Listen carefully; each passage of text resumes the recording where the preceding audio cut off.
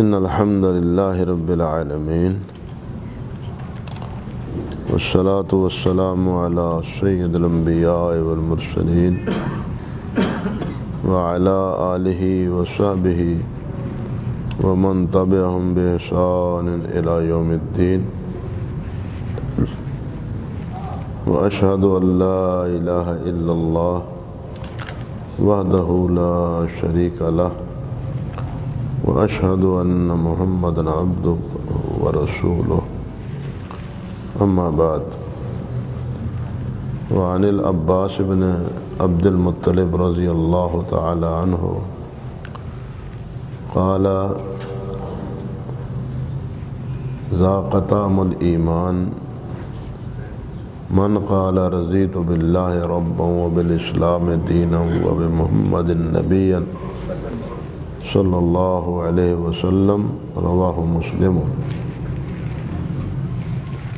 محترم حضرات، جو بات نبی علیہ السلام کے اس فرمان میں ہے، اسی کی روشنی میں کچھ باتیں میں حضرت شیخ عبدالقادر جیلانی رحمۃ اللہ علیہ کے واسطے سے آپ کے سامنے ذکر کر رہا ہوں۔ سچی بات یہ ہے کہ یہ دین اگر آج ہمارے تک پہنچا ہے تو حضرات صحابہ کرام رضوان اللہ علیہ مجمعین اور یہ ہمارے ائمہ سلف، ان کی للہیت، ان کے اخلاص، ان کے ورع اور ان کے تقوی کی بدولت ہم تک پہنچا ہے۔ اگر ہم جیسے نالائق ہوتے پہلے دور میں تو معلوم نہیں اس دین کا تہیہ پانچا کس طرح ہوتا۔ ظاہر بات ہے کہ عیسیٰ علیہ السلام کے حواریوں میں اور ان کے بعد میں ان کے پیروکاروں میں ایسا آدمی تلاش کرنا، یہ خود مورخین اور عیسائی مورخوں نے لکھا ہے، یہ عیسائیت میں ایسے افراد کا تلاش کرنا بالکل عبث ہے۔ ان میں ایسے نمونے اور ایسے مخلص اور ایسے دیندار اور دیانتدار اور اللہ کے رسول صلی اللہ علیہ وسلم سے محبت کرنے والے اور اطاعت کرنے والے وہ ان میں تھے ہی نہیں، جن کے سامنے، جن کے ہاتھوں اور جن کے سامنے عیسیٰ علیہ السلام کو صلیب پر لٹکائے جانے کی سازش کی گئی، یہ تو اللہ کا کرم تھا کہ اللہ سبحانہ و تعالیٰ نے اپنے پیغمبر کو، اپنے نبی کو آسمان پر اٹھا لیا، ورنہ ان میں سے کوئی ایسا نہیں تھا کہ جو عیسیٰ علیہ السلام کی حفاظت کا دم بھرتا، بلکہ انجیل میں آج بھی الفاظ موجود ہیں کہ شام کو کھانا کھاتے ہوئے عیسیٰ علیہ السلام نے یہ بات فرمائی تھی اپنے ان حواریوں کو، ساتھیوں کو مخاطب کرتے ہوئے کہ تم ہی میں سے ایک ایسا نالائق ہوگا جو مجھے پکڑوائے گا اور وقت کی حکومت کے ہاتھوں مجھے پشیمان کروائے گا۔ یہ تو خود حضرت عیسیٰ علیہ السلام کی گواہی انجیل میں آج بھی موجود ہے۔ جن اولی العزم بزرگوں کا ذکر کر رہا تھا، جن کا ذکر حضرت شیخ عبدالقادر جیلانی رحمۃ اللہ علیہ نے کیا ہے الفتوحات الربانیہ میں، آپ سن رہے تھے کہ ان میں ایک کردار امام سفیان ثوری رحمۃ اللہ علیہ اور امام فضیل بن عیاض رحمۃ اللہ علیہ کا تھا۔ دونوں اپنے وقت کے جلیل القدر ائمہ میں سے شمار ہوتے ہیں۔ حضرت امام سفیان ثوری رحمۃ اللہ علیہ کے بارے میں حافظ ذہبی رحمۃ اللہ علیہ نے لکھا ہے کہ کان راسن فی العلم راسن فی الفقہ وراسن فی الزہد وراسن فی الورع والتقوی، کہ علم کے بھی وہ سردار تھے، عمل کے بھی وہ سردار تھے، ورع اور تقوی کے بھی وہ سردار تھے۔ اللہ اکبر کبیرہ۔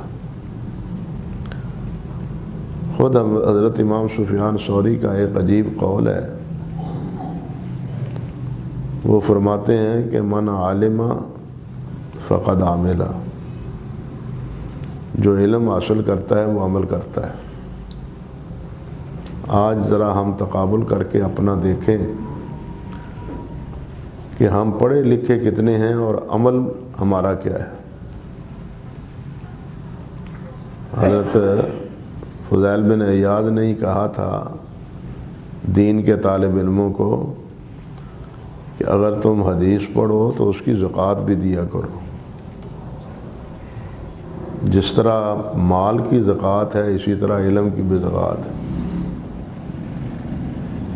پوچھا کیا علم کی زکوٰۃ؟ فرمانے لگے عمل۔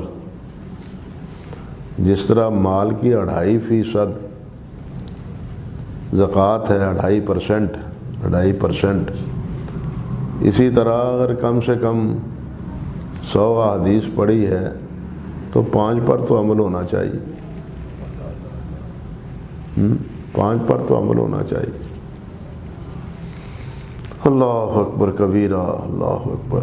امام میں پچھلے درس میں بتلا رہا تھا کہ وقت کا خلیفہ ابو طاہر جو حضرت امام سفیان رحمۃ اللہ علیہ کے درپے آزار تھا اور انہیں شہید کرنا چاہتا تھا، امام سفیان ثوری رحمۃ اللہ علیہ کوفے میں رہتے تھے، وہاں سے وہ بھاگ گئے اور چھپ گئے بصرہ میں جا کے، اور بصرہ میں جا کے ایک باغ میں انہوں نے ملازمت اختیار کر لی۔ باغ میں جا کے ایک ملازمت اختیار کر لی، درختوں کو، کھجور کے درخت تھے بصرہ میں، پانی دیتے، فصل کی حفاظت کرتے، اور باقی جو لوازمات ہوتے ہیں کھیتی باڑی کے وہ بھی پورے کرتے۔ اللہ اکبر کبیرہ۔ وہ جو نگران تھا باغ کا، جو مالی ہوتا ہے، اصل میں ملازم اور ہوتے ہیں، مالی اور ہوتا ہے، اس نے ایک دن پوچھ لیا کہ آپ کوفہ سے آئے ہیں، یہ بتلائیں کہ رطب کھجور جو ہے وہ کوفے کی زیادہ میٹھی ہے یا بصرے کی زیادہ میٹھی؟ رطب کھجور وہ بصرے کی زیادہ میٹھی ہے یا کوفے کی زیادہ میٹھی؟ امام سفیان فرمانے لگے مجھے نہیں پتہ، مجھے نہیں علم، میں نے بصرہ کی کھجور کھائی نہیں، رطب کھائی نہیں۔ وہ مالی کہنے لگا تم بھی عجیب آدمی ہو، کب سے باغ میں ملازمت کر رہے ہو اور تم کہتے ہو کہ جناب میں نے رطب بصرے کی کھائی نہیں، تو جھوٹ بولتا ہے، عجیب آدمی ہے تو اس مالی نے جا کے باغ کے مالک کو یہ بات سنائی کہ یہ ملازم عجیب قسم کا ہے۔ جب اس مالک نے بات سنی تو وہ فوراً بول اٹھا کہ جاؤ جا کے اس آدمی کا پتہ کرو، وہ آدمی مجھے سفیان ثوری نظر معلوم ہوتا ہے، اتنا پرہیزگار، اتنا ورع تقوی والا، وہ اس دور میں سفیان ثوری ہو سکتا ہے۔ مالی نے اس سے پوچھا بھی کہ تم نے ابھی تک کھجور ہی نہیں کھائی، جس کو ہم ڈوکا کہتے ہیں، رطب عربی میں کہتے ہیں اس کو، یہ رطب ابھی تک کھائی نہیں۔ تو انہوں نے فرمایا مجھے باغ کی نگرانی اور نگہبانی کے لیے رکھا گیا ہے، کھجوریں چکھنے کے لیے اور کھجوریں کھانے کے لیے نہیں رکھا۔ بتلائیے کوئی مثال مل سکتی ہے اس کی؟ امام عبداللہ ابن مبارک رحمۃ اللہ علیہ، یہ امام سفیان ثوری کے شاگرد بھی تھے اور معاصر بھی تھے۔ اللہ اکبر کبیرہ، یہ مصر میں گئے پڑھنے کے لیے، وہاں پڑھتے رہے، احادیث مبارکہ اپنے مشائخ سے لکھتے رہے۔ اس دور میں اس طرح کے مدرسے کو تو نہ تھے جس طرح آج ماشاءاللہ ہیں، جس طرح آج مدارس ہیں، طالب علم وہاں پڑھتے ہیں، ان کے کھانے پینے کا بھی انتظام ہے، مگر اس دور میں طالب علم ایک ایک شیخ کے پاس جاتے تھے اور ان کی احادیث اور ان کا علم ان سے حاصل کرتے تھے، علم حاصل کرتے تھے۔ اللہ اکبر کبیر۔ ایک دفعہ بات سے بات نکل آتی ہے، آگے نکلتی ہے۔ امام سعید بن مسیب رحمۃ اللہ علیہ مدینہ طیبہ کے تابعین میں سے بہت بڑے صاحب علم تھے، بلکہ علماء کا فیصلہ یہ ہے کہ علم و فضل میں سعید بن مسیب سے بڑھ کے تابعین میں اور کوئی نہیں تھا،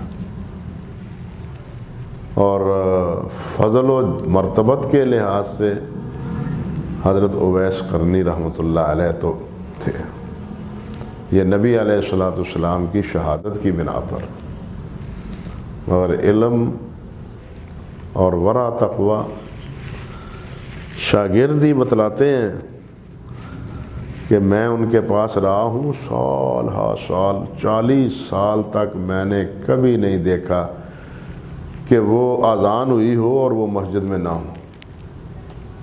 40 سال کا عرصہ، وہ اذان ہونے سے پہلے وہ مسجد میں موجود ہوتے تھے۔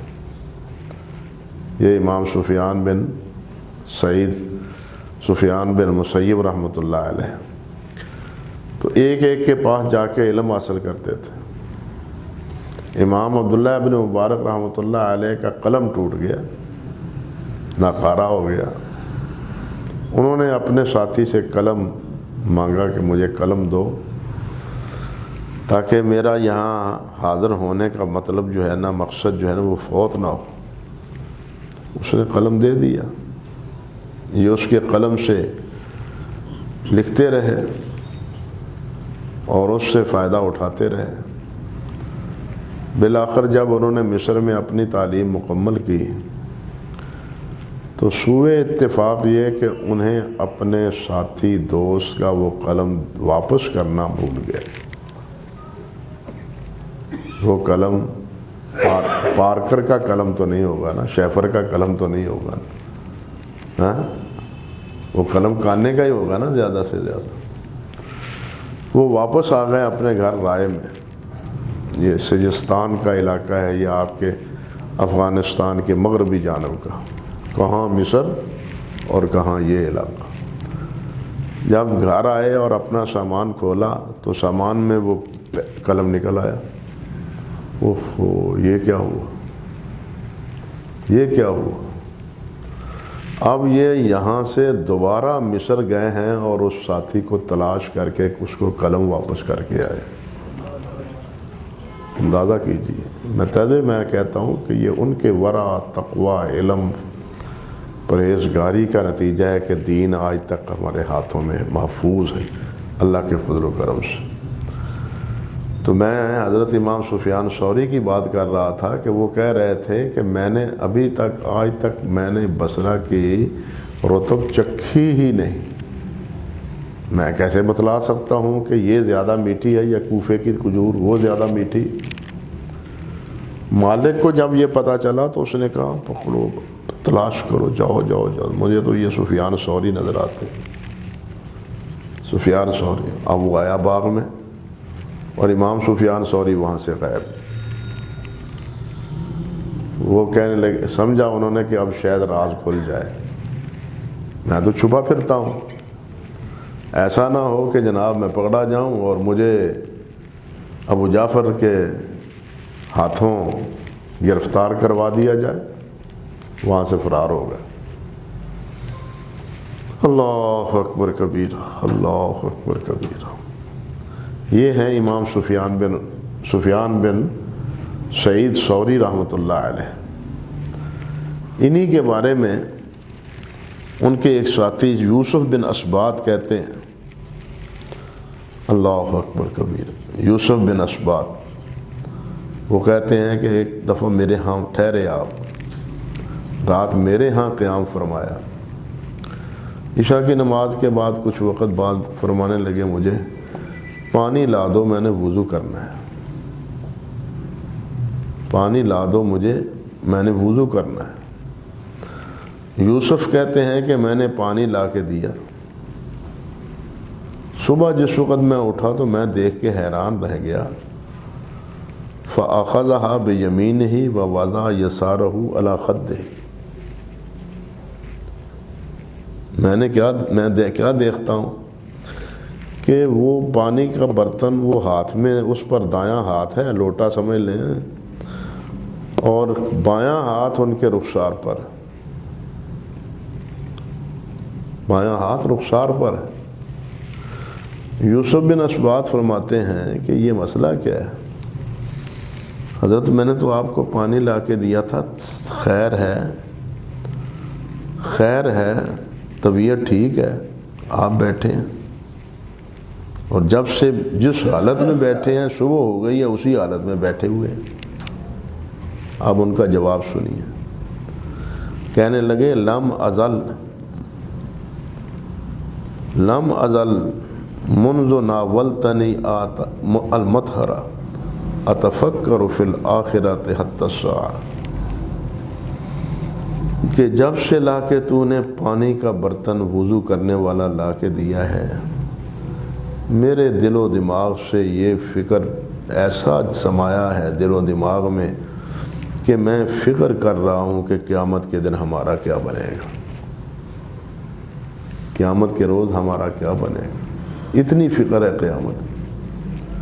اور یہی فرماتے ہیں، علی بن فضیل فرماتے ہیں، رأیت الثوری ساجدا فطفت سبعۃ اصابع قبل ان یرفع راسہ فرأیتہ ساجدا قبل ان یرفع راسہ من السجود، کہ میں نے حرم میں دیکھا سفیان ثوری کو رحمۃ اللہ علیہ، نماز پڑھ رہے ہیں، نفل پڑھ رہے ہیں، سجدے میں گئے ہیں، میں نے 100 طواف کر لیے، یہ ابھی تک سجدے میں پڑے ہوئے ہیں۔ ہمارے سجدے تو بڑی مشکل سے سبحان ربی الاعلیٰ، سبحان ربی الاعلیٰ، سبحان، وہ بھی سبحان ربی الاعلیٰ، سبحان ربی الاعلیٰ، سبحان اللہ اکبر۔ ہمارے تو سجدے اور رکوع اسی قسم کے۔ عمر بن عبدالعزیز رحمۃ اللہ علیہ کے بارے میں ہے، اللہ اکبر کبیرہ، مشکات میں بھی یہ روایت ہے کہ وہ رکوع اور سجود میں 10 مرتبہ کہتے تھے تسبیحات، 10 مرتبہ۔ اور جو صحابہ کرام تھے اس دور میں وہ کہتے تھے نبی علیہ الصلوۃ والسلام کی مشابہت اگر کسی نے نماز دیکھنی ہو تو عمر بن عبدالعزیز کی دیکھ رحمۃ اللہ علیہ۔ یہ ان کی نمازیں تھیں اور یہ ان کے اعمال تھے۔ بیمار پڑے آخری دور میں، یہ فکر یہ تھا، اندازہ کیجئے، تو آخری دور میں بیمار ہوئے تو ان کا پرانے، اور آج بھی ہوتا ہے، جو پرانے حکیم ہوتے ہیں وہ مریض کا جو ہے نا وہ پیشاب ٹیسٹ کرتے ہیں۔ آج کل تو مشینری ہیں نا، لیکن طب میں اس کے ضابطے اصول بتلائے ہوئے ہیں کہ اس رنگ کا ہو تو بیماری یہ ہے، اس رنگ کا ہو تو بیماری یہ ہے، اس میں کثافت ہو تو اس کی کیفیت یہ ہے، اس میں پھر یہ دوائی ڈال کے پھر اس کی کیفیت اگر بدل جائے تو اس وقت یہ بیماری۔ یعنی پیشاب ٹیسٹ کر کے مرض کا پتہ لگایا جاتا تھا، لیبارٹریاں تو اس وقت تھی ہی نہیں۔ حضرت امام سفیان ثوری رحمۃ اللہ علیہ کو جب طبیب کو دکھایا گیا،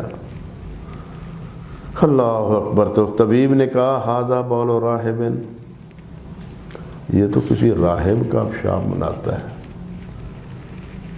راہب کا کہتے ہیں کہ قد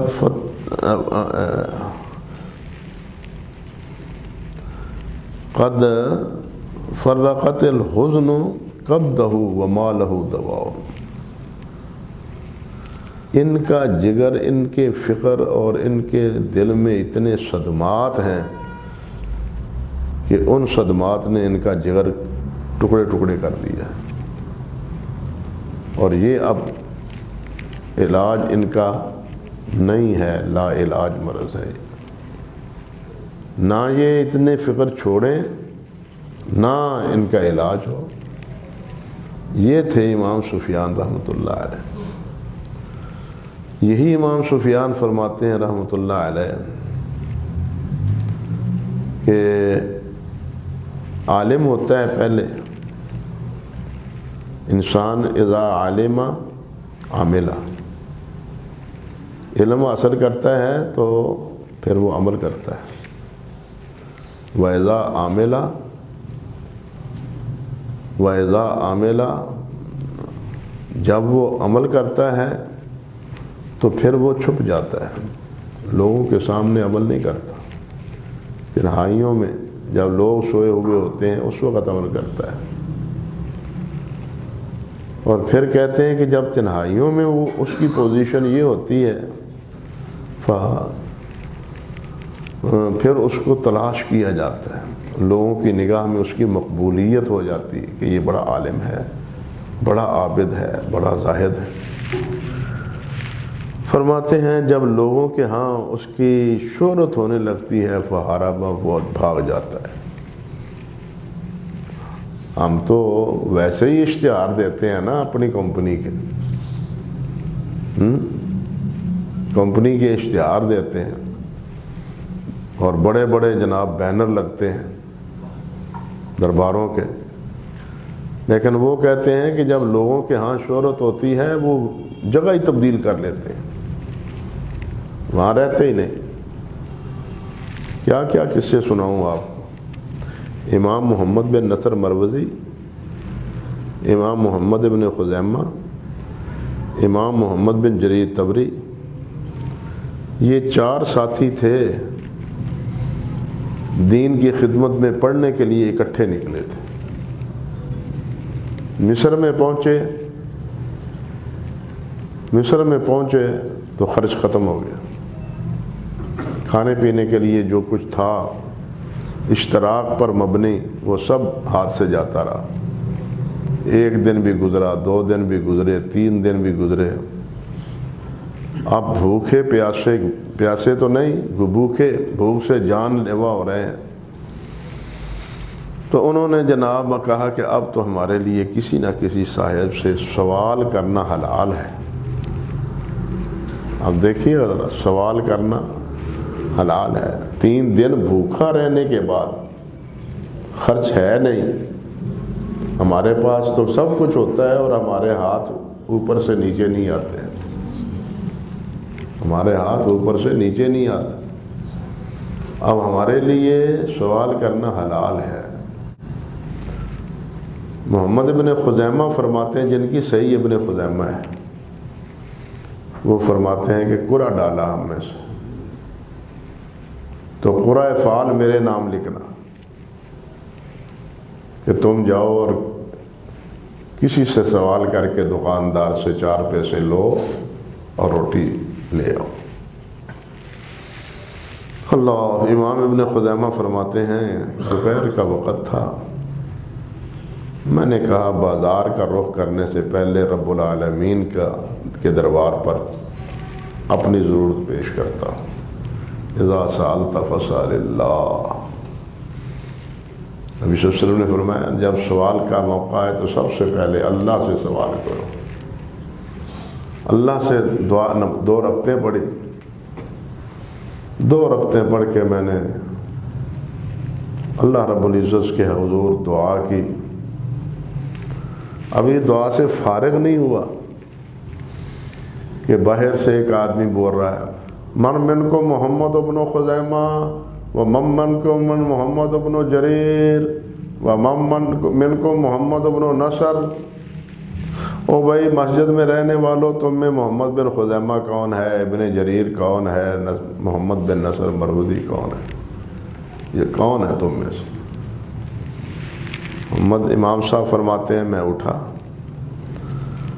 میں اسے جا کے ملا بھی میں محمد بن خزیمہ ہوں اور میرے باقی 2 ساتھی اندر ہیں. وہ کہنے لگا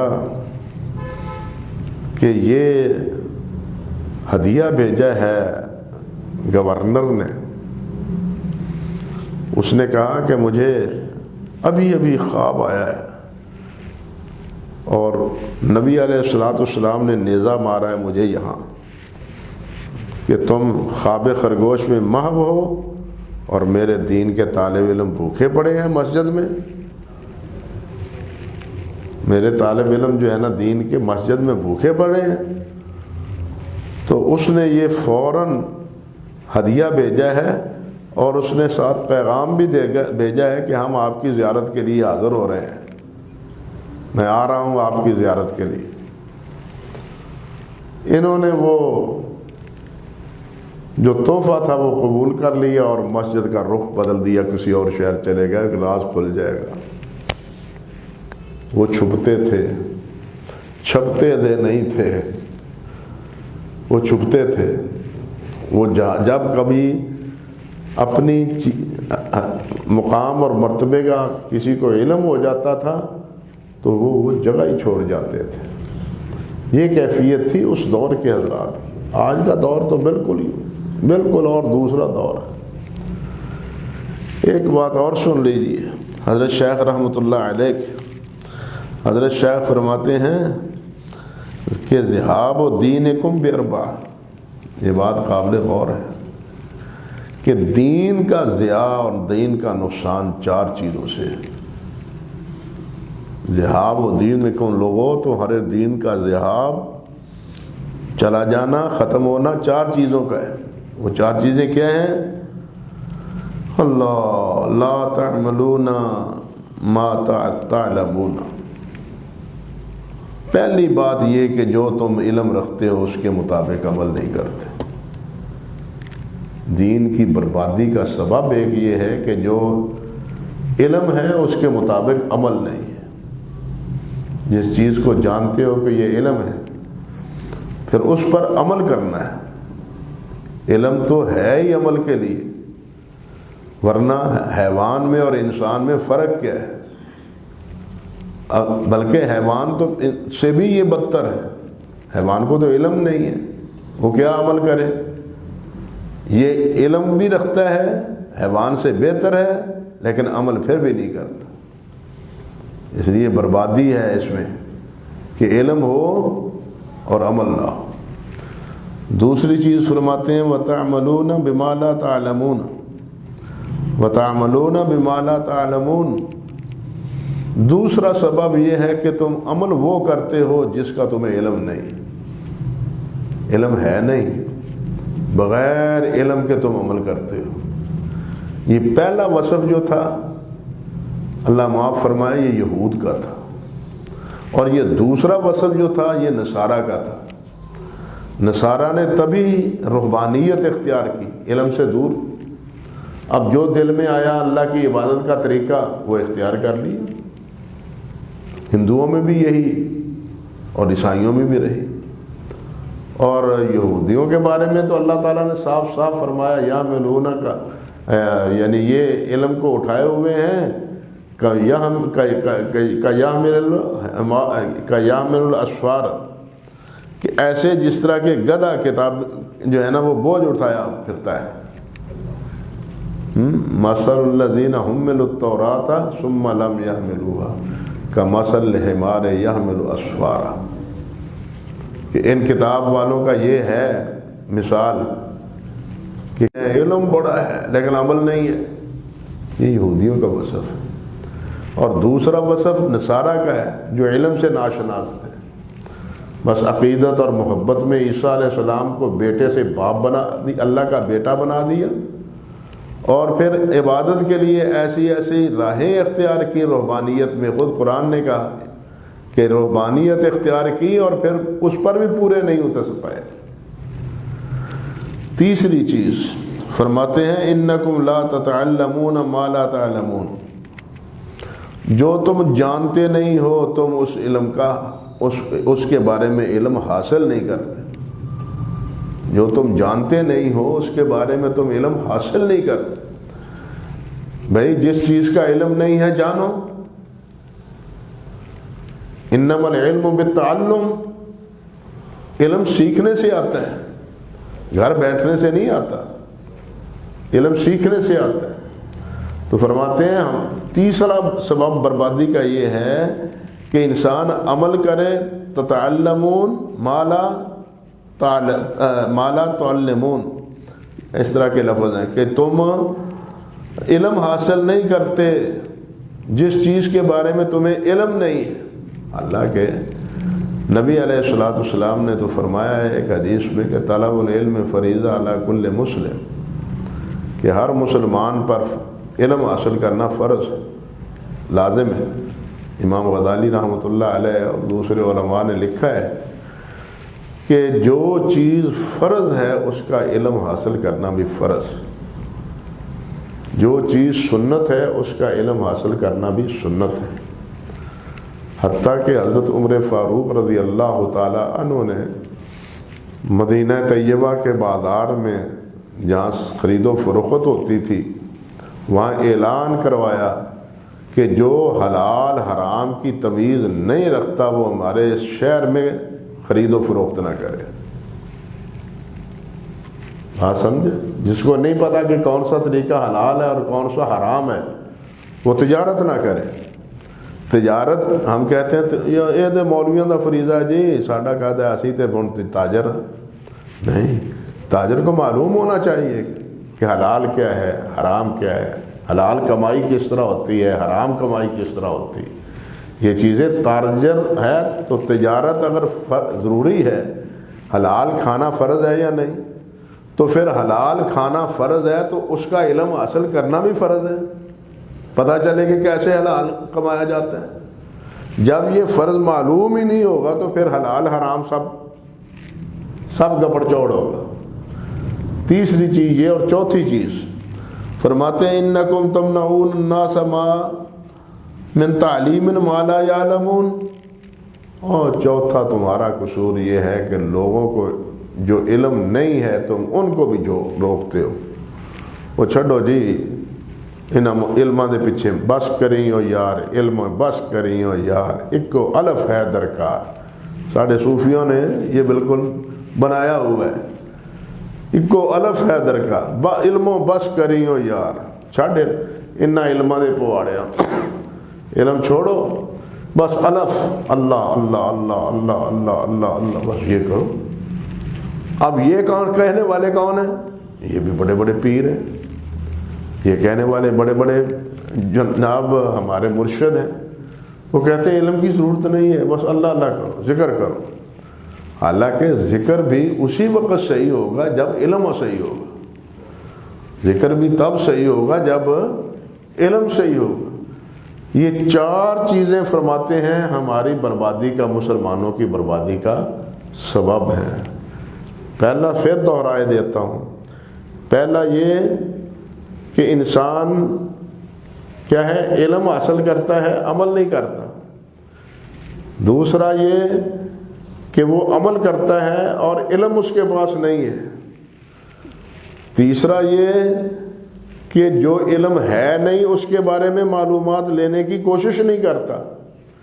اور چوتھا کیا کہ لوگوں کو بھی، دوسروں کو بھی روکتا ہے، نہ علم چھوڑو، چھوڑ دو علم۔ بلکہ صوفیوں کی کتابوں میں لفظ لکھے الحجاب، علم و حجاب الاکبر، چلو اللہ اور بندے کے درمیان سب سے بڑا حجاب یہ علم ہے۔ انا للہ و انا الیہ راجعون۔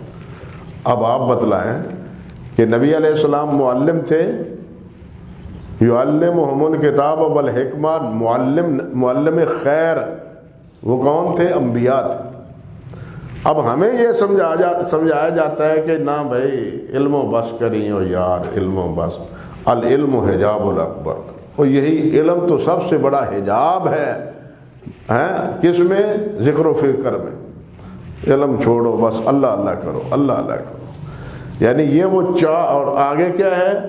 چوتھی چیز کہ جو پتہ نہیں ہے جس کو، جو بے خبر ہے، اس کو بھی روز چھڑ مسیتے مولویاں دے وس نہ پیا کر، نہیں تے تینوں پھر عمل کرنا پائے گا ہی، نہ سر ہوئے نہ درد ہوئے، ساڑھے کوڑ اے عذر تے ہوئے گا سانو اللہ پتہ نہیں لگا، یہ بھی شیطانی جھانسا ہے۔ حالانکہ قرآن مجید میں کیا ہے؟ اللہ ذوالجلال نے کیا فرمایا ہے؟